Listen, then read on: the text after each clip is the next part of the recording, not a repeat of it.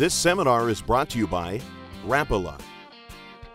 I'm Captain George Gozdz, host of Time Florida Sportsman. In today's seminar, I'm going to talk to you about when and how to use your topwater plugs. I utilize a topwater plug in several different situations. The first one is probably low light conditions. First thing in the morning or late in the evening when the fish are in shallower water, the sun's not driving them down into deeper water. It's a great time to break out a topwater lure. Another time is when the fish are feeding on the surface. If you actively see them feeding up top, there's no better time to bust out a topwater plug. Another situation for me, especially since I'm a snook fisherman, is when fish are feeding on walls or seawalls, or when I'm fishing along seawalls.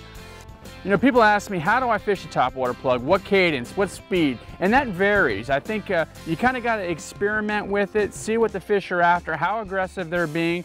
But one tip that I can give you is when you get an explosion on a topwater plug, keep the lure moving. Don't stop it, just keep it moving. And rather than setting the hook, just keep the lure moving. When the line comes tight, that's when you set the hook. To get that perfect walk the dog technique takes a little bit of practice.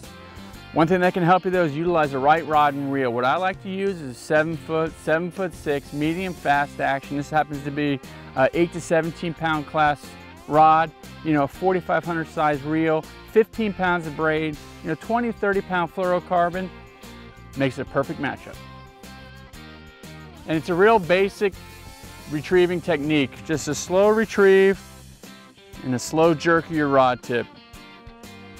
And this is a cadence that you kind of have to discover on your own. But just know that it's a continuous retrieve and a slow jerk of your rod tip to get the walk the dog. Those are the basics on how and when to use a topwater plug.